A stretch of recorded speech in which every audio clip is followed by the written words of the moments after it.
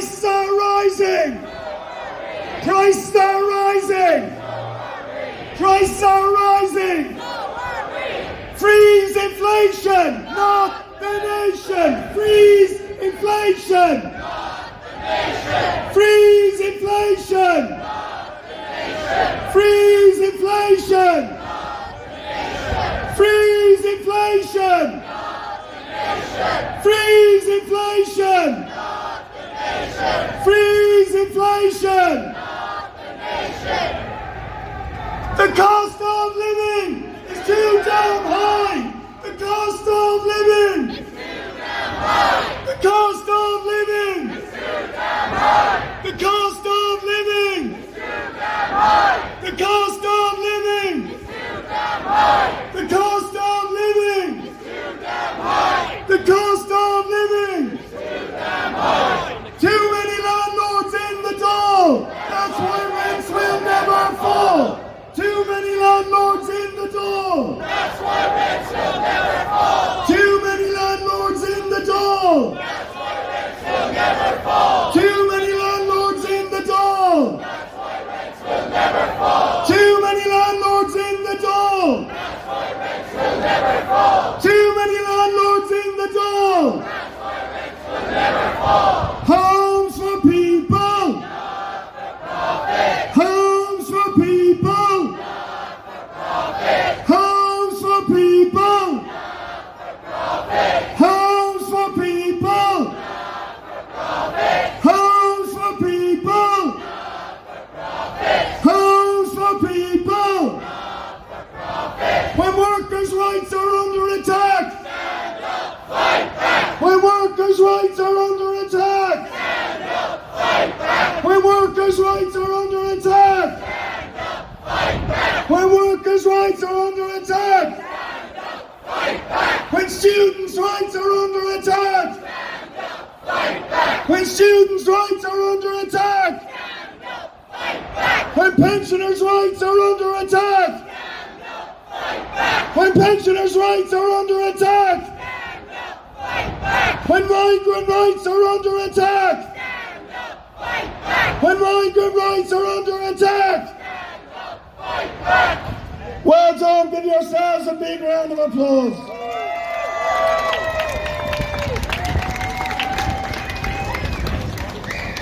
If we're going to have a few people from the Cost of Living Coalition say a few words to you.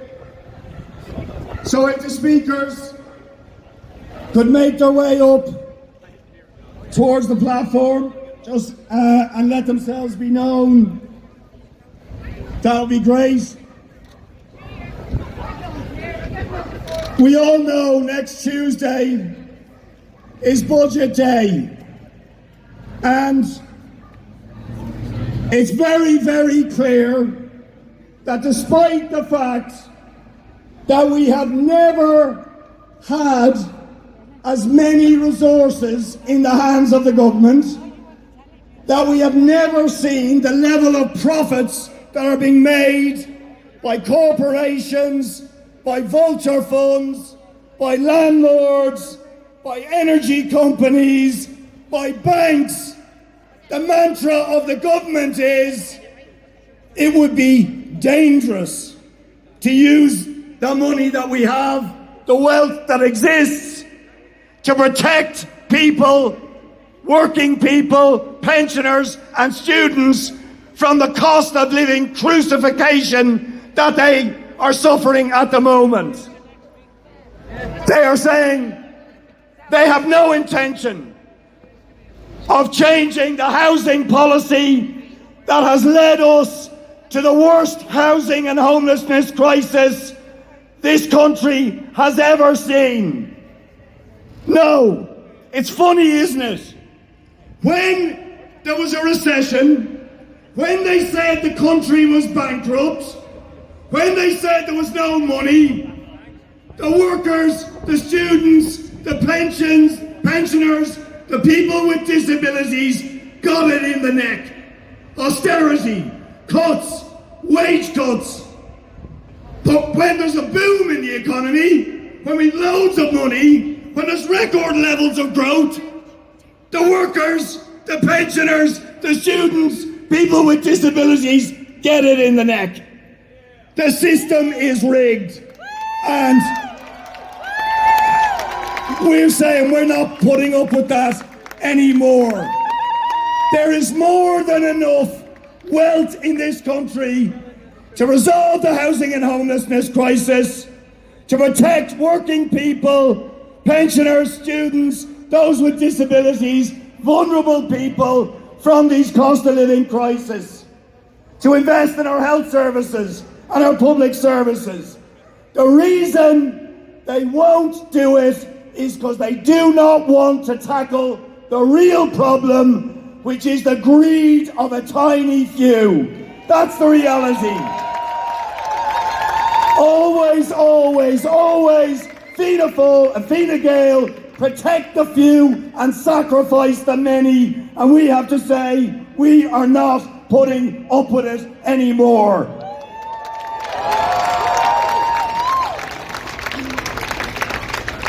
Okay, I'd like to introduce our first speakers who still haven't alerted them. Oh, there we go. Okay, brilliant.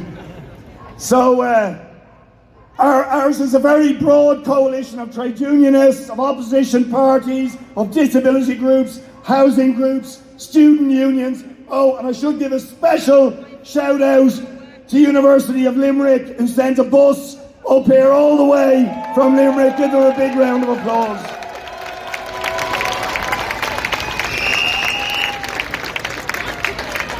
So our first speaker, representing the Dublin Council of Trade Unions and a central part of our cost of living coalition, Finn Geaney from the Dublin Council of Trade Unions. Please welcome him. Comrades and friends, this demonstration today is a great illustration of the anger and frustration that people feel. But we need to do more. We need to have more and bigger demonstrations. We need to have boycotts. And we need to have strike action in defence of living standards. The trade unions have a responsibility to maintain living standards, mainly to date through wages. But now our living standards are being attacked through the increases in the cost of living. Now, there's no mystery about the rise in the cost of living. It's not like a virus. We know why it's there. It's there because the owners of companies try to squeeze more money out of people for the essentials of life. That's what's going on. The crisis is flesh and blood. It's individuals making decisions about our lifestyle. And to give an example, the CEOs recently, over the last few months, have had enormous increases in their pay. Cement Roadstone, the CEO of Cement Roadstone, got €11 million last year. Did you think we were Egypts that were going to fall for this? We say, open the books. Let's have a look at the books. When the companies claim they want to raise prices, like the big supermarket chains, open the books for public scrutiny. Let's see the profits they're making.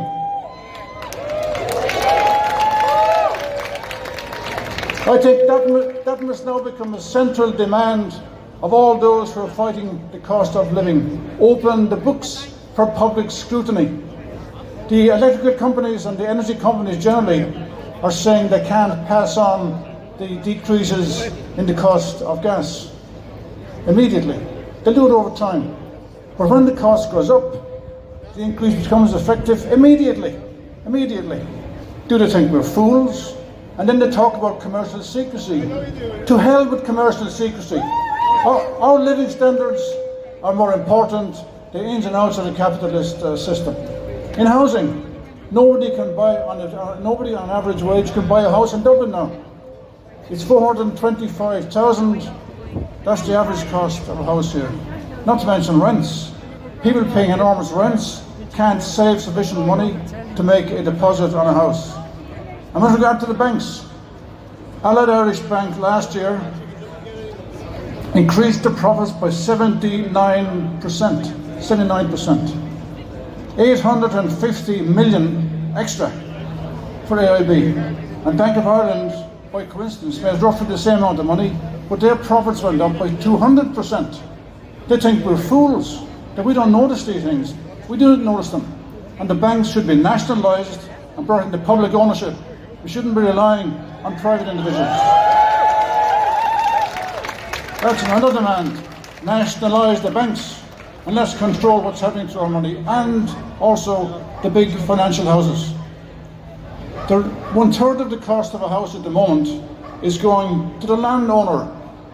The landowner has done nothing to construct the house. The landowner hasn't laid blocks, hasn't put any electrical fittings, hasn't done the plumbing, hasn't dug the foundations. The landlord did nothing. And for that, working people contribute hundreds of thousands for every house that's purchased to him, or her as the case might be. That needs to change. And the government needs to build houses themselves through agencies.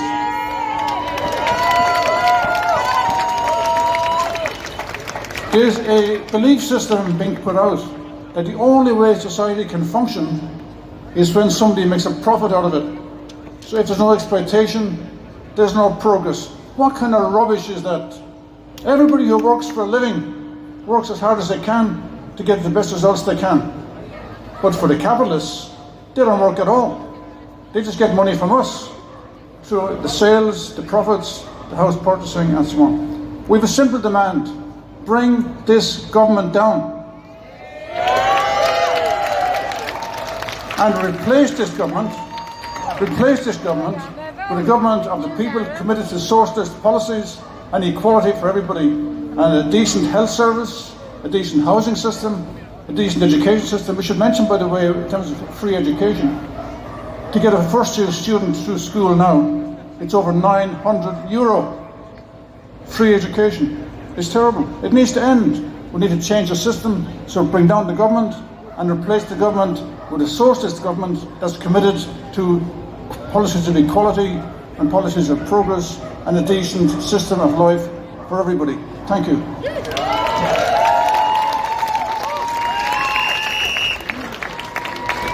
Rents are rising! Rents are rising! Prices are rising! Prices are rising! Just thought I'd wake you up there. A very, very important part of our coalition is the student movement. And I just want to thank all of the students. They were out protesting during the week. USI outside the Dáil. We had the postgraduate workers' organisation out fighting for a living wage for our postgraduate workers. So I'm very glad to welcome the campaigns officer for the Union of Students in Ireland, Zaid Al-Barghouti. When a government has the surpluses we have, yet the priorities seem deeply mismatched, we end up with a student accommodation crisis that could only be solved with vulture funds posing as student accommodation providers, entering a market that they've been allowed to enter by our government to charge students up here in Dublin up to €1,400 a month to live and pursue an education. When the government wants to get involved, it tells us that there's 30,000 students applied for these options out of necessity and a lack of other options, and that they'll be rejected, and the solution they have for us is that they'll encourage people, homeowners and landlords, to advertise spare rooms for €14,000 tax-free with zero security for student tenants. When they want to be extra creative, they'll tell us that they give capital grants to our colleges to build student accommodation, yet that is yet to be seen. So our students are constantly losing their dignity, sleeping in cars, couch surfing, while our government tells us that eventually this market will work and the prices will go down. Instead of regulating first-time entrants into this market, building student accommodation themselves, providing social housing for students, and using vacant and derelict properties to house the future of this country and allow them to pursue the education. On the issue of access, this government operates a Susie grant that Leo Varadkar has absolutely no problem telling us the wonders they did for it in last year's budget. Yet, the grant does not cover the most financially vulnerable. It certainly does not cover the needs of the financially vulnerable of students. And there is zero intention to do anything about it in this upcoming budget. This back-channel politics that they want us to get stuck in, my minister wants to do that, but another party's minister does not want to provide the funding for that, and it's all out on students. This is the government we have. They have the resources, they just simply don't have the priorities to do that. We have €3,000 for those of us who qualify for something called the Free Fees Initiative as a price to pay to get into education. One of the only proven tools to break the chain of poverty and to invest in a future of a country where every euro invested into that system comes back to be €3 produced for this country in 20, 30, 40 years' times. And yet they dare to tell us that we have free education in this country. I don't see that. I don't think anyone has been taught for free in this country. And as long as these people are in government buildings, we will never have an accessible education system that values the dignity of students, of researchers, of making sure that those who are investing in the future of our country, in research and in innovation in this country, are adequately compensated, that they can take a sick leave when they get sick, that they can have a child without worrying about their grants going away or their positions going away. And yet, they don't seem to have any problems with that. But we are more than happy to point out the problems and take part in collective action like this and make sure that they know that they're not here for to stay, but we are. So thank you for coming out, and God bless the movement.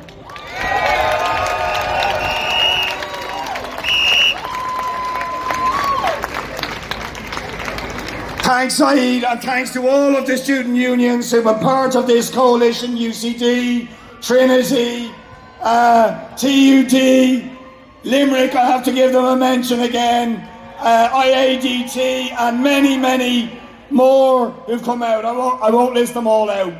But the students are rising. There's no doubt about it. Okay, our next speaker is Right to Change, TD Joan Collins. Please give her a warm welcome.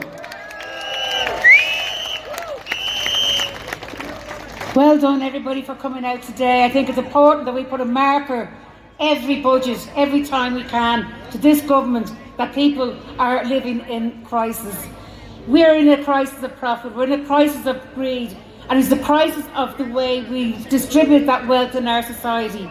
People have and will continue to make billions of the fact that many, many people in this country cannot afford to heat their homes or feed themselves properly or pay for somewhere to live. Over the past few decades, we have seen a massive transfer of wealth from the majority of in our society to the richest. It is time to take that wealth back. We know from the recent Oxfam report, Survival of the Richest, that 1% in Ireland now own over a quarter of the total wealth.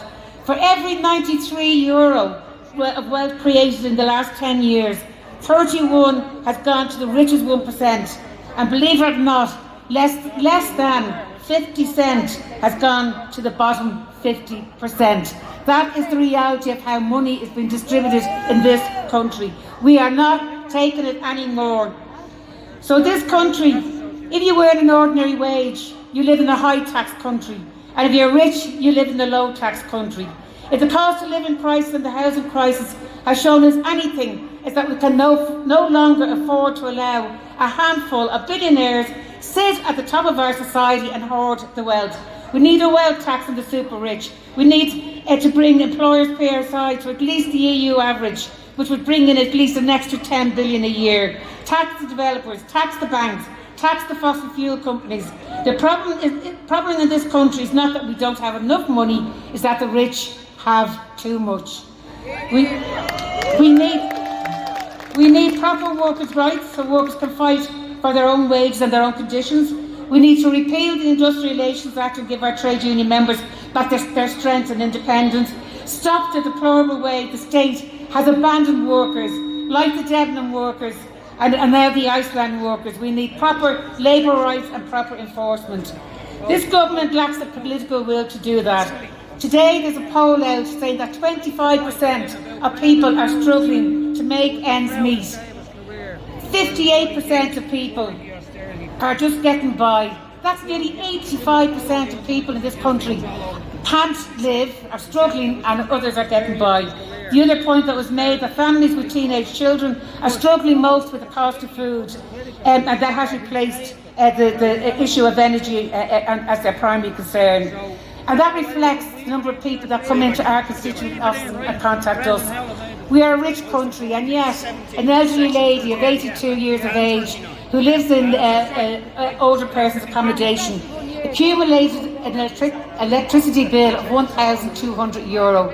She's written to the company, pleading with them, saying that she couldn't have used that much, and they've written to her about 5 times, saying that over the next 10 weeks she can pay back that €1,200 plus pay her electric bill. And then they had the audacity to send her a notice to say, you're going to be sent to a debt collector for that 1,200, and you have the privilege of paying €35 to go to that debt collector. How cruel can this society get? So we're looking for core welfare payments above inflation to ensure that people get the raise they need. That's a minimum of €25 in this budget, and with a financial commitment to raise that to 34% of the average wage over the next years. And that we should be putting pressure on this government and any new government coming into power to implement that. Raise the minimum wage to €15 an hour so everyone's guaranteed a decent wage. Start a public housing campaign on the scale of the 50s and 60s. Fund our councils to retrofit our homes. I'm going to finish on that, but what I'm going to say, just to finish it off, is a few chants. The cost of living is much too high. The cost of living is much too high. The cost of living is much too high. Tax the greedy, not the needy. Tax the greedy, not the needy. Tax the greedy, not the needy. Freeze inflation, not the nation. Thanks, Frank. Cheers.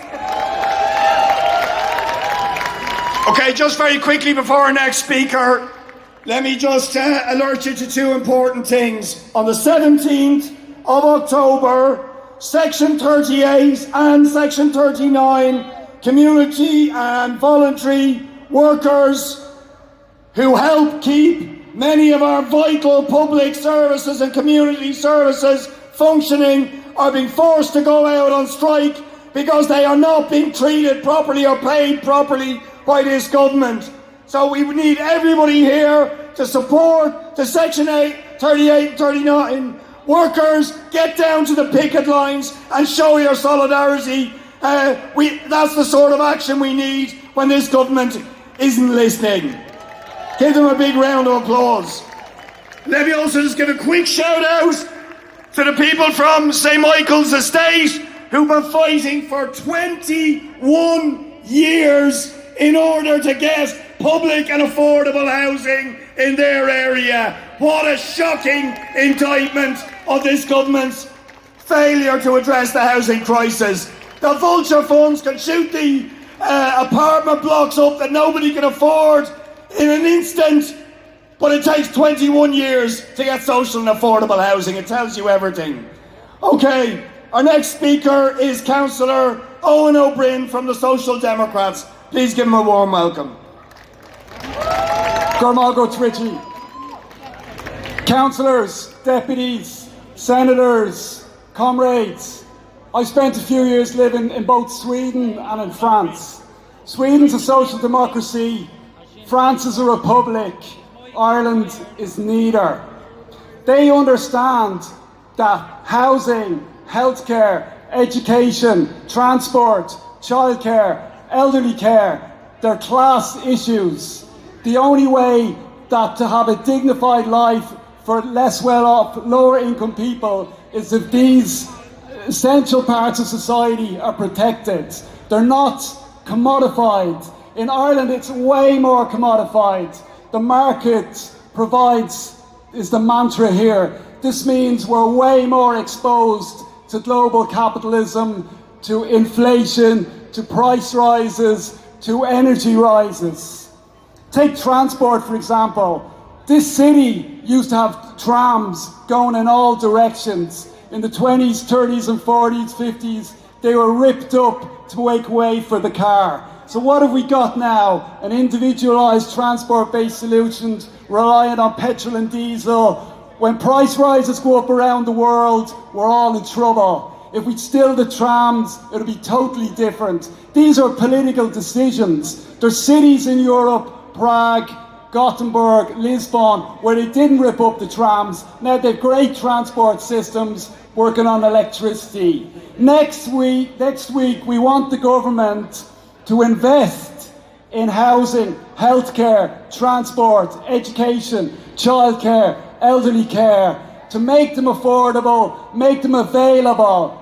Are they going to do this? Of course they're not. But when we have a left-wing government, we're going to do it soon. Come on with. Thanks a million, Owen. And listen, thanks for your patience. We've just 3 more speakers, but I hope you will bear with us because we do want to represent the broad sweep of this coalition. So please welcome our next speaker, Senator Fintan Warfield from Sinn Féin.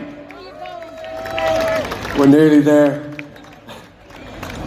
Folks, you're all very welcome. Thank you for coming out. And thank you to those who organised today's successful gathering. 68% of adults between the ages of 25 and 30 still live at home with their parents. 68%. In Denmark, it's 4%. In Finland, it's 5%. In Sweden, it's 6%. But in Ireland, 68% of adults between the age of 25 and 30 still live in their childhood bedrooms.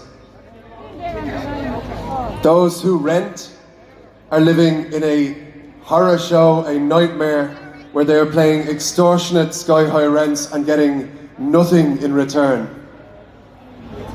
No protection from eviction, no protection if the home is sold, no protection if the landlord decides to move in, no protection if the landlord's family decide to move in, and that's written in law.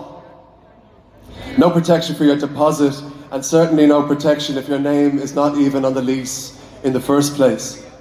Homelessness since Fine Gael took office has gone up by 250%. The longer these parties are in government, the worse this crisis will become. That is a fact. And that is why we're here today, because this home of ours faces multiple and overlapping crises. The government have been out last week talking about safety in the public finances. Don't get me wrong, I'm all for safety. Safety for people whose lives depend on our public services. Safety for people who are praying that their kids won't get sick or that the car won't break down. Safety for people who are hoping that the washing machine or the dishwasher won't give in this week. When the government talk about safety, they're really talking about the status quo. And for us, safety is about taxing fairly and spending wisely. It's about using surplus tax revenues to deliver on housing, to deliver on infrastructure and on climate. They won't. They won't do that. They will not, and they are not brave enough to ensure a fair taxation system. They won't even ask the banks that we bailed out to pay any corporation tax. They won't even increase the bank levy on banks whose profits this year in Ireland exceed €5 billion. They won't do that. So friends, we've come out today for public housing, for social and affordable housing, for decent pay and working conditions, for well-funded services. This is the fight of our generation, and we should be confident about our success because they are incompetent. They are responsible for the multiple crises that we face, the poverty in our country, the housing disaster, and they should get out of the way now. We need a general election and a government that will act, stand and deliver for ordinary working people. Gurr Magat.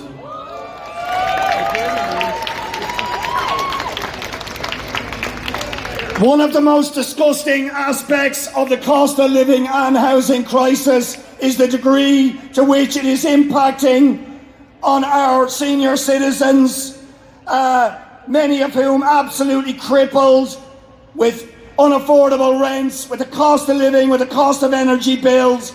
But our senior citizens are fighting back. They are part of this coalition. So please welcome Imelda Brown from the Senior Citizen, the Vice President of the Senior Citizens Parliament.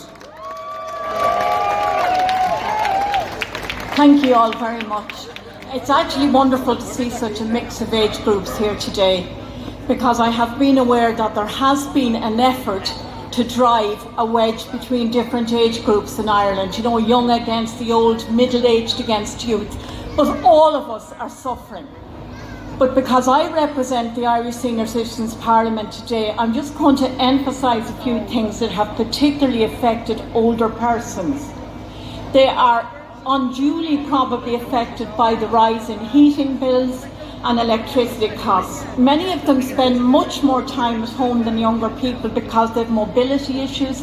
Many of them have medical illnesses, and they actually physically cannot reduce their heat in safety. And I think it's an interesting statistic. Somebody spoke here about Norway and Sweden, but we have more elderly people admitted to hospital for hypothermia than Norway and Sweden, because their elderly can afford to keep a low-grade heat running at night, so that if they fall in the middle of the night going to the loo, they're not found frozen in the morning. Our elderly people do not have that luxury.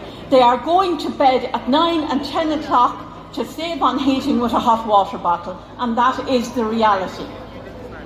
They are also affected by rises in petrol and diesel. I personally live near Dublin, and it is a privilege to have free transport.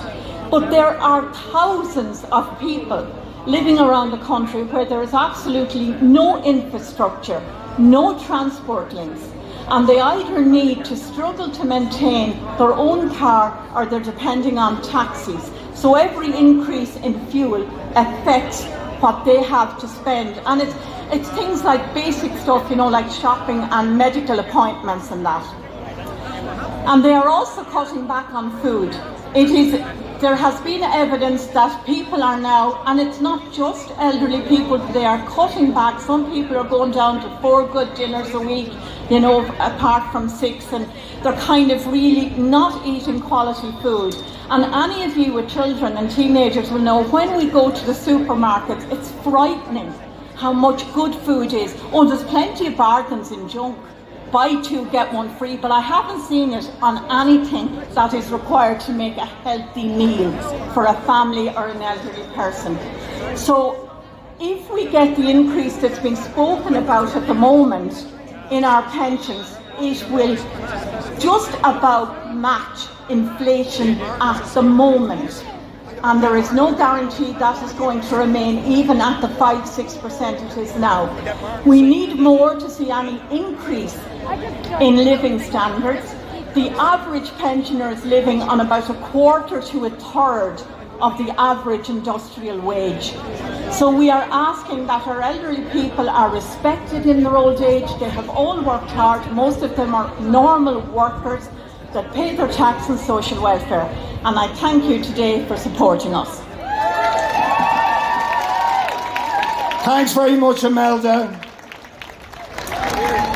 And thanks to the Senior Citizens Parliament for standing up for our senior citizens against a government that treats the people who have contributed so much to our society, have worked all their lives, and yet are treated with utter contempt by this government. Listen, we're going to finish up, but I want to thank you all for coming here. Please remember to get out on the 17th of October to support the Section 38 and 39 workers.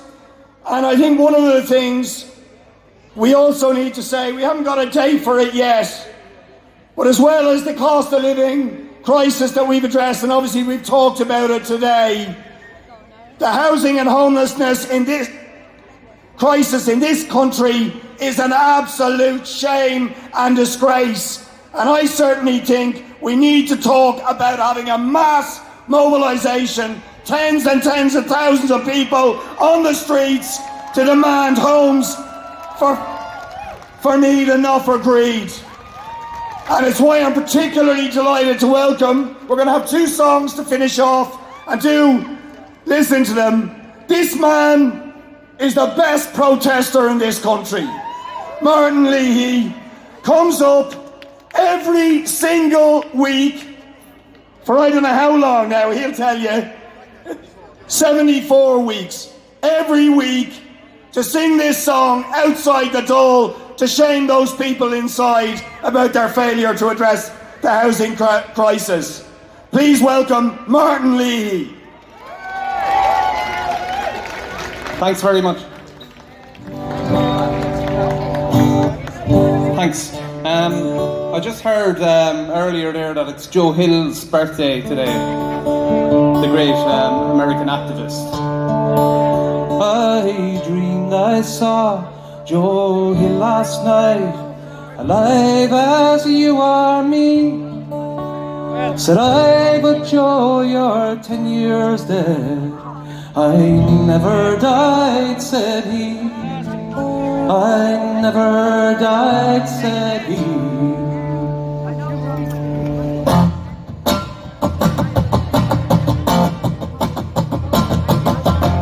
Some people's misery, other people's gain, enrich the rich and make them richer. They see property as an opportunity, a business that'll make the sickness sicker. If they build too many houses, it'll drive down the price. It's called economics, student. So there's no way to address it, cause it's not in their interest. We've seen it over time and time again. Everyone should have a home. Everyone should have a home. In this world, in this life, it's a basic human right to have a dignified place you call your own. Everyone should have a home. Everyone should have a home. Safe and warm where you belong. Everyone should have a home. Housing developers that are hung up on greed, hungry vultures swooping from the sky, crucifying rents that are on the increase. Shamefully they bleed the people who try.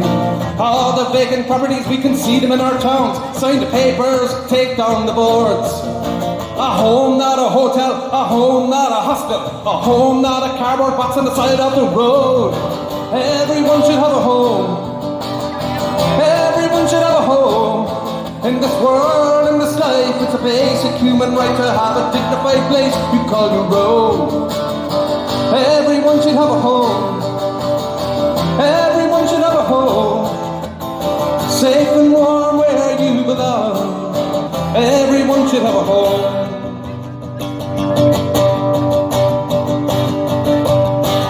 We got landlords and government who vote and legislate in favour of investments they control. Our leaders, they facilitate, then wave away the emergency created at their door. All the money minds get richer, the poor just fade into hovels and holes they can't afford. Dystopian evictions, ruthless repossessions, a multi-country's people in a stranglehold. Everyone should have a home. Everyone should have a home. In this world, in this life, it's a basic human right to have a dignified place you call your own. Everyone should have a home. Everyone should have a home. Safe and warm where you belong. Everyone should have a home. Safe and warm where you belong. Everyone should have a home. Safe and warm where you belong. Everyone should have a home. Thanks.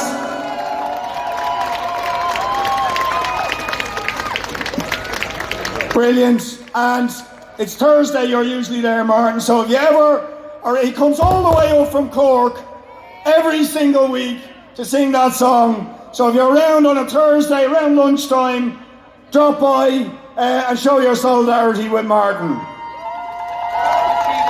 Okay, we're going to finish up. And I want to thank everybody, all of you, for all the work to build this protest.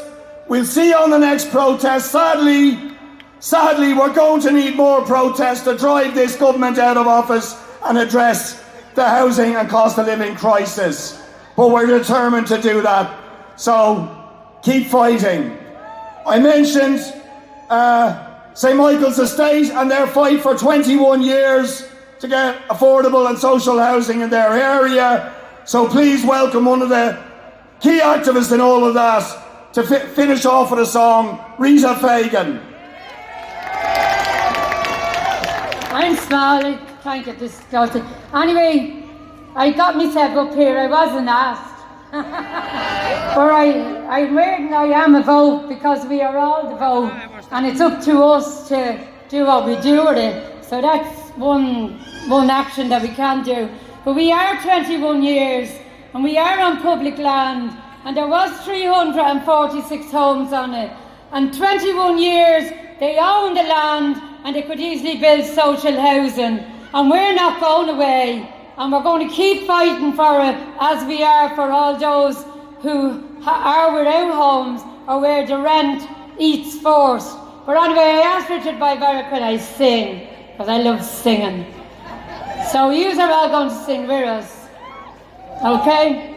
So we are the people, and we are fighting. Bella ciao, bella ciao, bella ciao, ciao.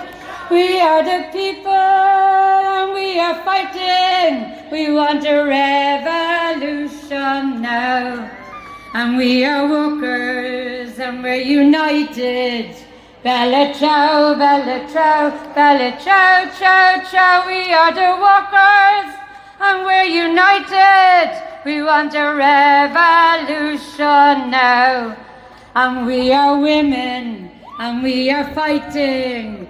Bella ciao, bella ciao, bella ciao, ciao, ciao. We are women, we are fighting. We want our liberation now.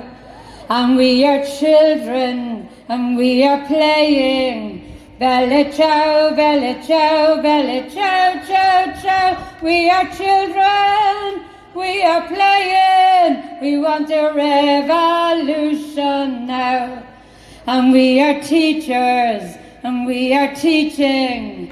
Bella ciao, bella ciao, bella ciao, ciao, ciao. We are teachers, we are teaching. We want a revolution now. We are farmers, we are sowing. Bella ciao, bella ciao, bella ciao, ciao, ciao. We are farmers, we are sowing. We want a revolution now. Come on! We are the people. We're united. Bella ciao, bella ciao, bella ciao, ciao, ciao. We are the people. We're united. We want a revolution now. And we have to build better than this, because a lot of people don't know about it. A lot of people in the communities where we don't know about it. So it's up to us to get the voice out, make the links. The other thing is to back up that community sector piece on the 17th, because we were hit very hard. They cut, we bled back in austerity. So we have to keep fighting, because they've come again. La lucha continua.